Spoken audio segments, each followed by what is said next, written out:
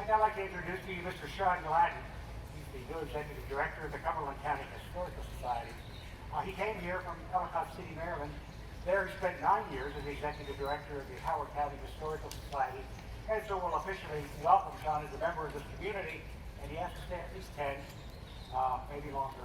But the rest of the next portion of the service is truly the responsibility of the Cumberland County Historical Society.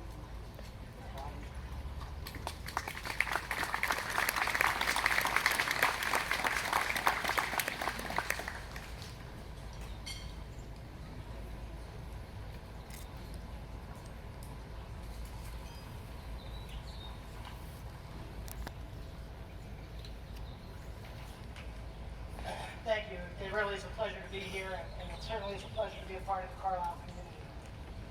I would like to thank the community for giving me the opportunity to speak on behalf of the Board of Trustees and the staff of the Cumberland County Historical Society on a special day of remembrance and reconciliation.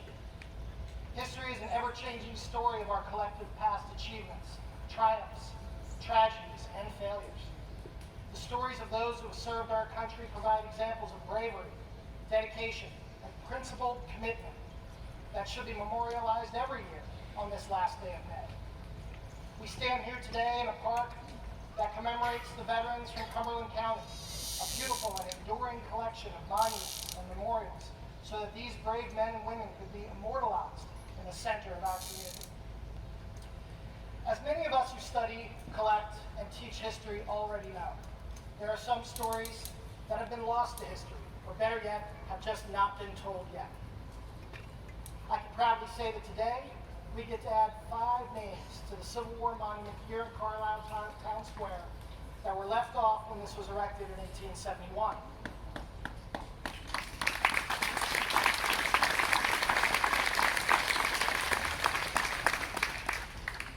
The Cumberland County Historical Society Library and Museum, just a mere block away, and free to the public.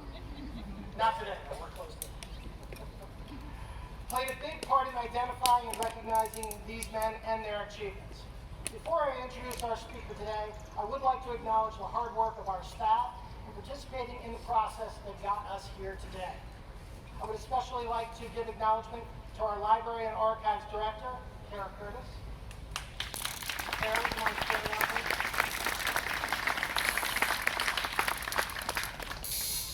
It is my distinct pleasure to introduce our speaker today, Mr. Lewis Wardenbach. Lewis began his career with the United States Air Force in 1985. He holds a Bachelor of Science degree in Biology from Excelsior College and a Master of Science degree in Human Security and Resilience from Embry-Riddle Aeronautical University. Lewis is a 1979 graduate of Carlisle Senior High. Waiting for applause. He has extensive experience in national security matters, having testified before Congress and written for the President's Daily Brief. His expertise includes foreign military capabilities and political affairs, critical infrastructure protection, and cybersecurity.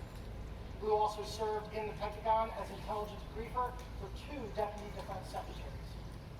He retired from the Defense Intelligence Agency in October 2020 after nearly 36 years of federal service. Lou has received several awards during his professional career, including the Office of the Secretary of Defense Medal for Exceptional Public Service, the Defense Intelligence Director's Award, and the Defense Meritorious Service Medal. Since his family has resided in the borough for 135 years, he recently moved back to Carlisle and currently serves as a volunteer commissioner on the borough's Truth and Reconciliation Commission. Can I get a warm round of applause for Mr. Lewis?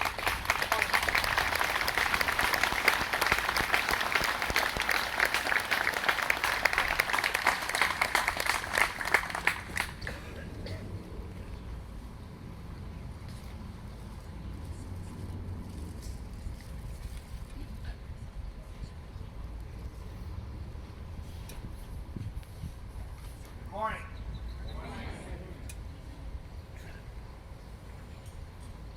Hearty good morning to our distinguished guests, including our former mayors, some some of which I've met, to all our Carlisle area residents and visitors to our borough.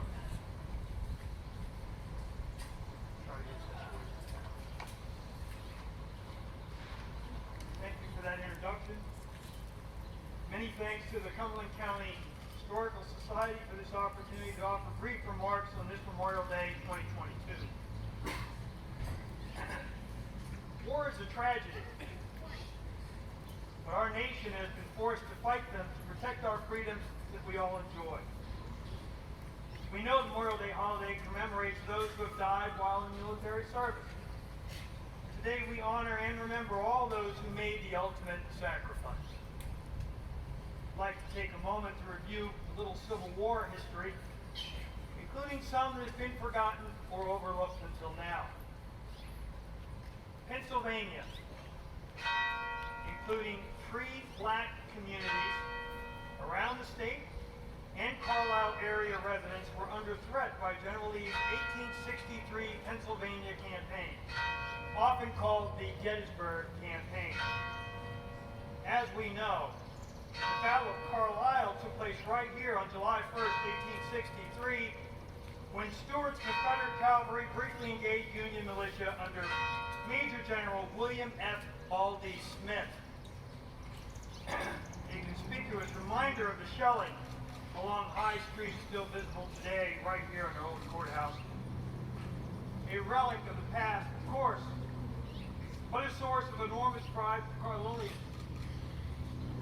as should be the men that we are gathered here today to honor. One of the first Memorial Day celebrations, perhaps the very first, is believed to have occurred just 50 miles away from us in Bowlesburg, Pennsylvania.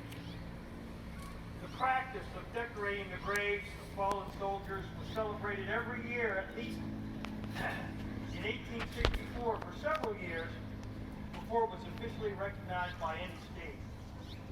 By 1868, it was called Decoration Day, and then designated Memorial Day by the federal government in 1967. The 5 soldiers we're here to honor specifically on this Memorial Day were members of the U.S. Colored Troops. Sergeant Alfred Whiting, age 23. Private Henry King, age 27. Private Augustus Lewis, age 20. Private Edward Parks, age 43. And Private Stuart W. Woods, age 27.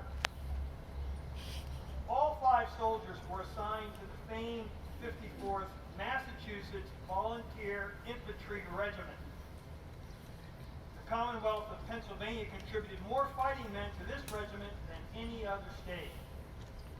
Just 43 miles southwest of Carlisle, near Mercersburg in Franklin County, was a vibrant, free black community called Little Africa in those days. Little Africa was a stopping point for the Underground Railroad for many black families traveling from Virginia, Georgia, Mississippi, Alabama, and Maryland. History tells us many families and men ventured further into the Cumberland Valley, making their way to Chambersburg, Shippensburg, and the Carlisle area. The black men had various skin colors, and at least some could read and write. Not all were dark-skinned former slaves. A great number of men from Pennsylvania in the 54th were not city dwellers.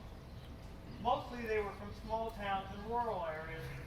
Often they were highly motivated farmers of high moral fiber. According to noted historian and author Dr. Philip Thomas Tucker, all these factors contributed to the elite status of the 54th Massachusetts Volunteer Infantry Regiment in those days. The 54th was also known as the Glory Regiment because of the famous July 1863 assault on Fort Wagner, a Confederate beachhead fortification located on the northern end of Morris Island outside Charleston, South Carolina. Many of you are no doubt familiar with the 1989 Oscar-winning film Glory, which told the story of the failed assault.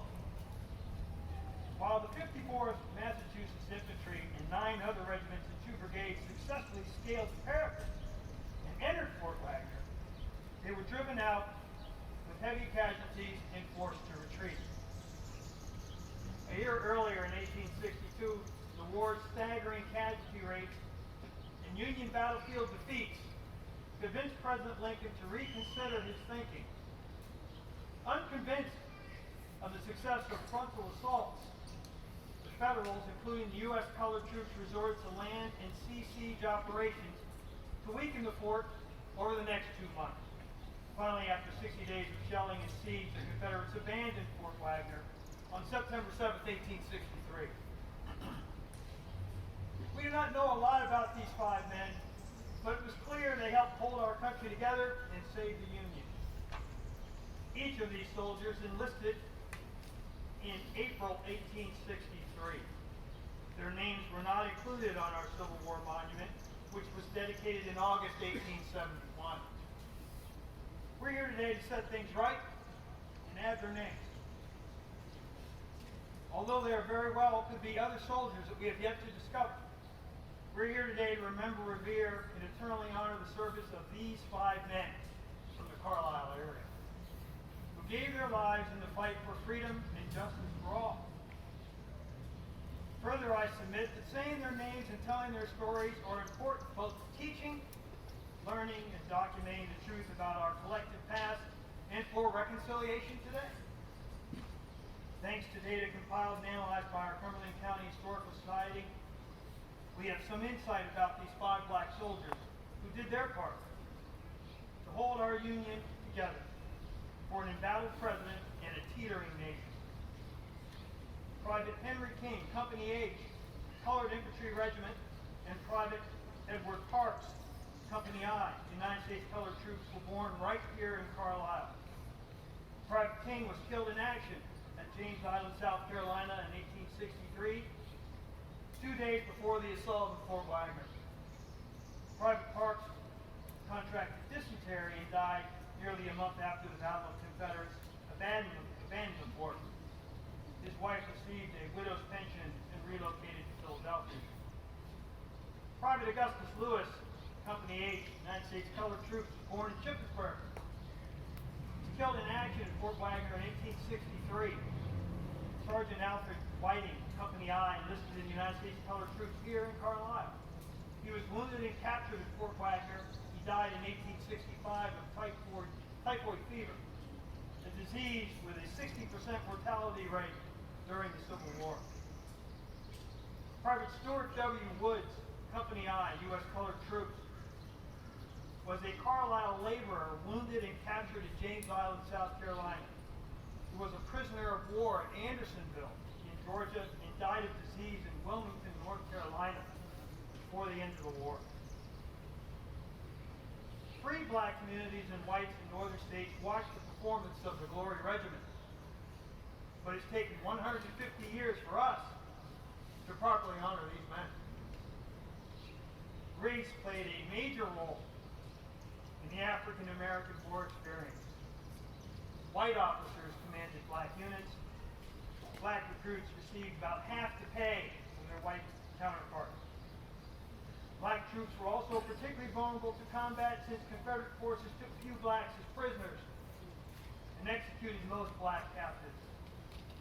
Believe me when I say these facts are not forgotten on our service members and civilian military leaders today.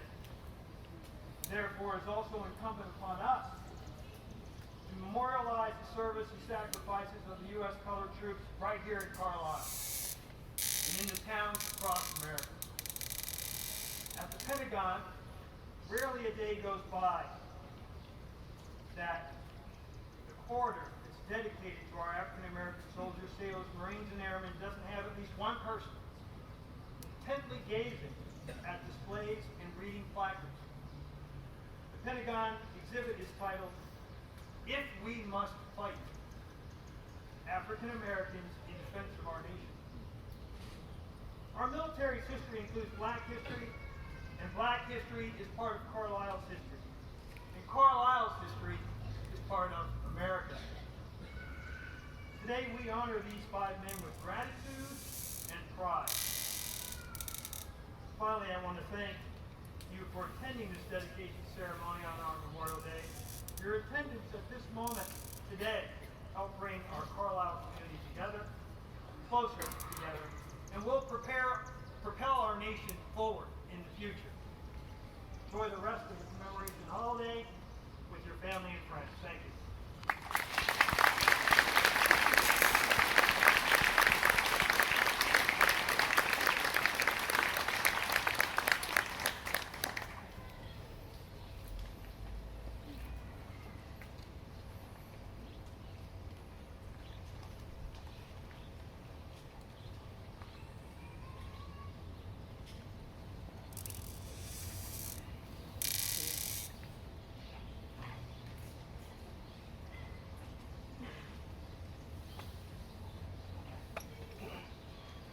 Now we would like to read off the names, memorialize 5 members of the 54th Massachusetts who will be added to the monument. Private Henry King.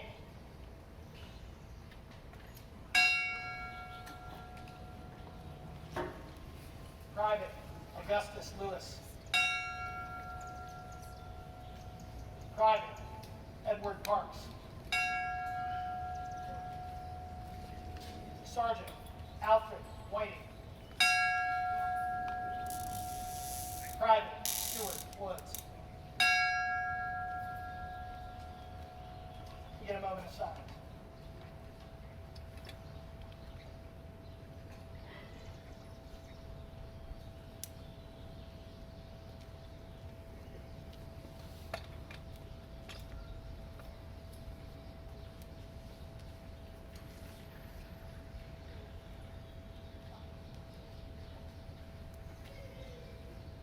Lift every voice and sing till earth and heaven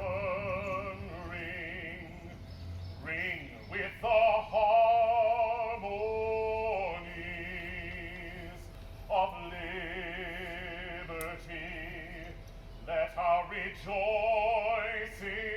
rise high as the listening skies. Let it resound loud as the rolling sea. Sing a song full of the hope that the dark past has taught us. Sing a song full of the hope that the present has brought us. Facing the rising sun of the new day begun, let us march on, let us march on, till victory is won.